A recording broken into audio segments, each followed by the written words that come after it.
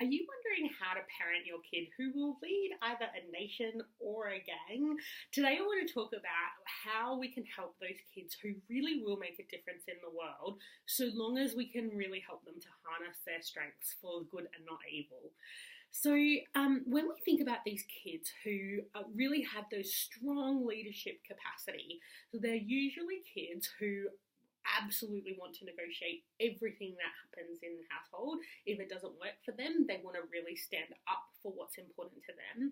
They also are the kids who will really push you to explain every parenting decision you make. They will want you to really have clear reasons for why they can't have what it is that they want, whatever that might be.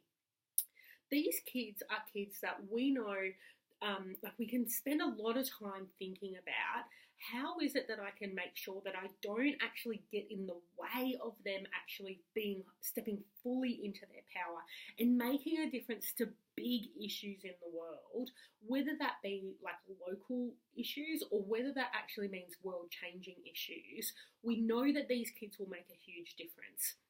What we tend to find that where the overthinking comes in is like where those qualities can be a little hard to live with.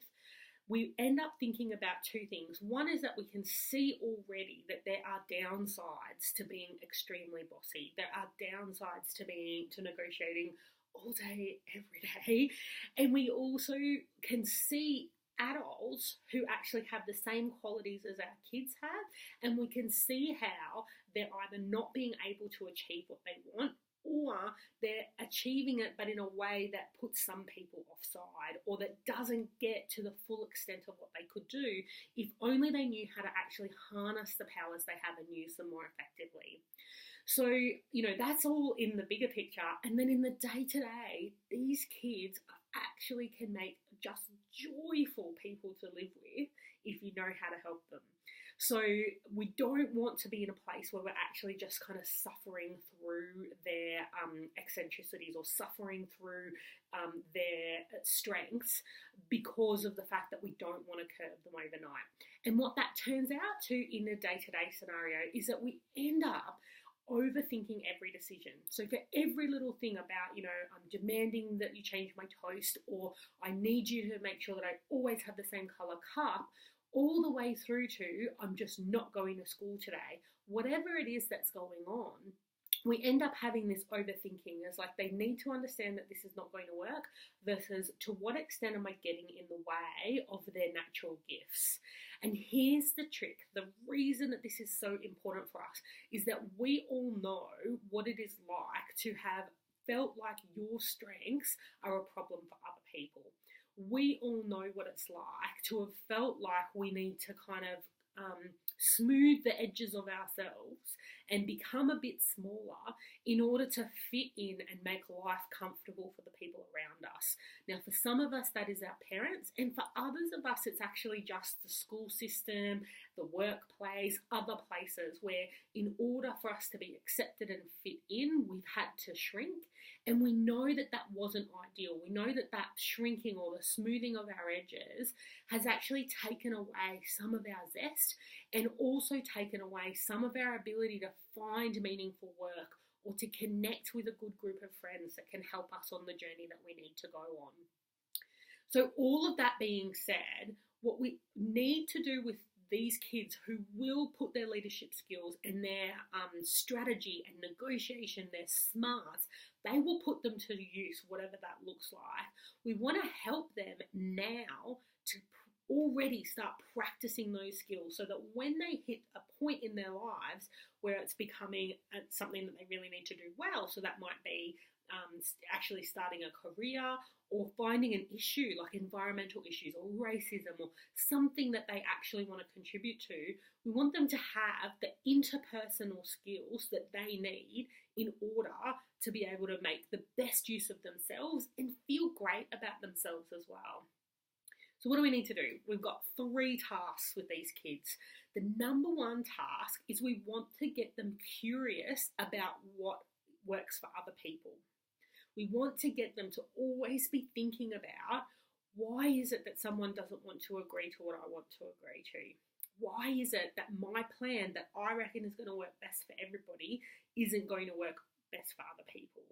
So how do we do that as parents? We've got two things. The first thing is that when we're saying no, and whether that no is like just a flat no, or whether it's I don't want to negotiate with you anymore, I'm really tired of having this back and forth all day long, whatever the no is, we want to say why. So often with the negotiation, a lot of parents will say to me, I don't want to tell them that I won't negotiate because that seems unreasonable.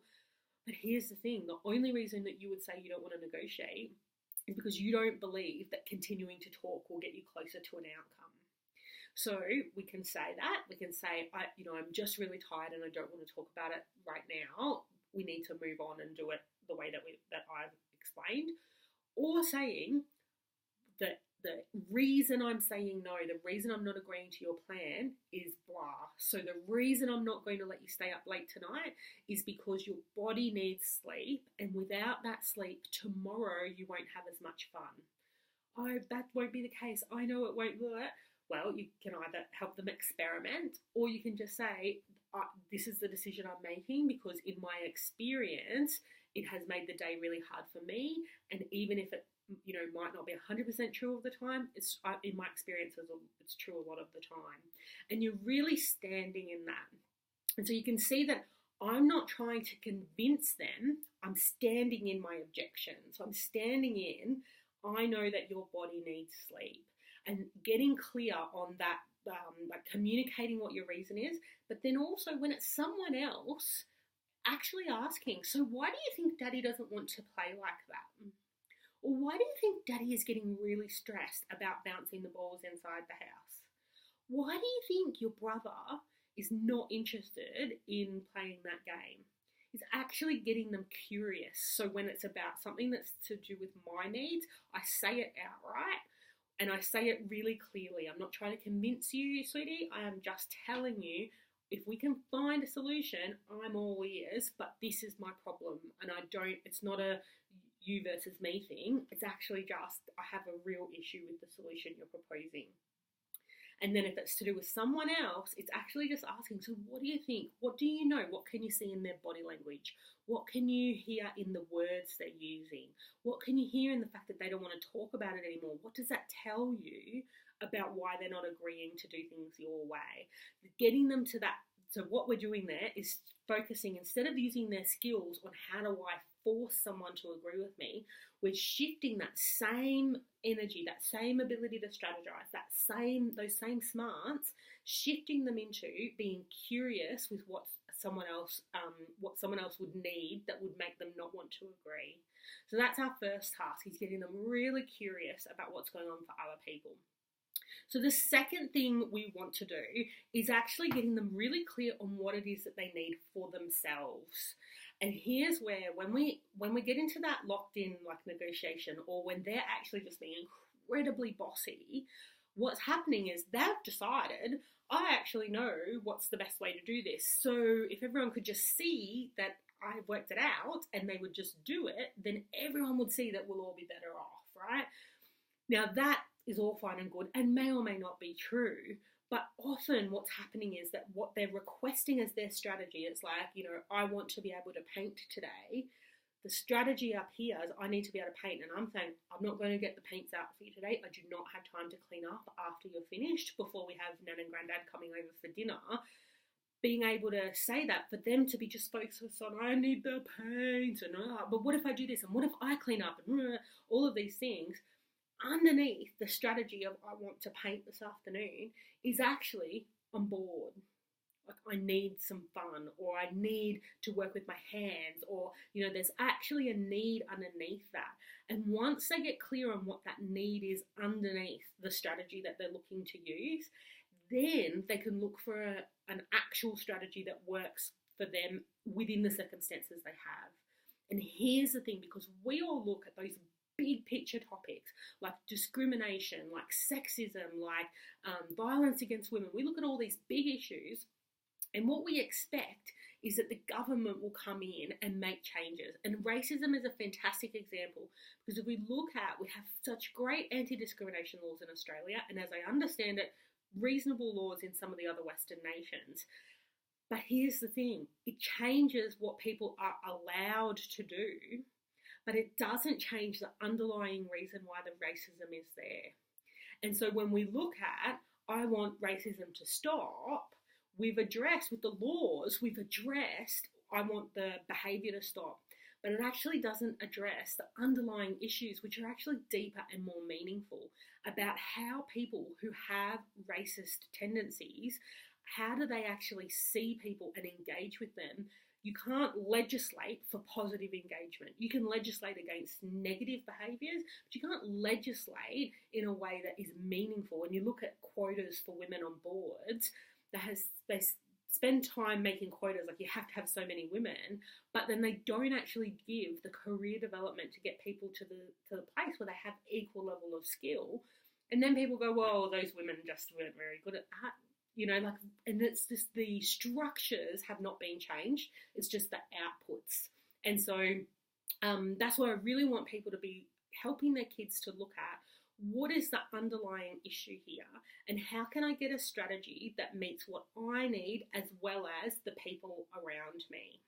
So because your kids are such great strategists, they will be able to come up with those strategies. They have to be encouraged to get their focus off of, I can find a way to make you do what I want, and onto, I can find a way that works for both of us.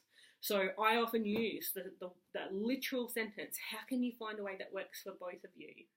And just leave it with them. The little kids are 5 and 3, and that question, if they can't find a way to work through it, sometimes they help, but other times I don't have time. It's up to them to really work through it, and they build their skills day in, day out through these sibling disagreements. So then the third thing we want to do with these kids who will lead a nation or a gang is actually help them to evaluate what's happened. So if we look at that sleep example and they say, oh, but I won't be tired tomorrow, and you choose to experiment and say, okay, I'll let you stay up an hour past your bedtime and then we will see what happens. And then the next day, you literally sit down and evaluate. So you stayed up later and I noticed this, this and this happened.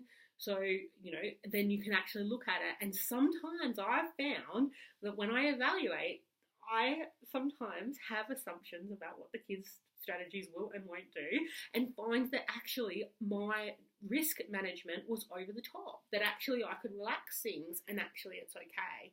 And here's the key, is that when you're evaluating with your kids, you need to be looking at what worked about that strategy for them and what worked or didn't work for other people. The more we can get them focused on, how do I work out which strategies worked and why?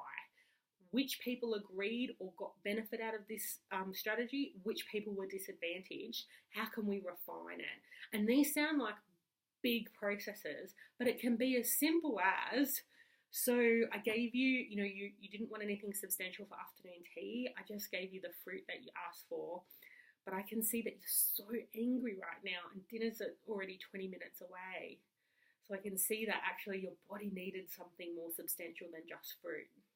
So little examples day in, day out will get your kids to be focused more on what am I choosing that's working or not working, and who around me is positively or negatively impacted. So I hope this has been really helpful, and I'd really love to hear what have been your ahas, what will you change on the back of having listened to this video, and come back and let us know what did and didn't work. Like how did things go for you and your child? How do you feel about parenting? And most importantly, are you able to let go of the overthinking? Because that, whenever you're stuck in that overthinking, it tells you that you're either not clear on what it is that you need, or the strategy you've got just isn't working. So I'll pop in the link to this video, I'll pop a link to sign up to get my emails. I send out these blogs as soon as I record them to everybody on my emails. And also you'll get notified of my free training and also my paid support that you might be interested in.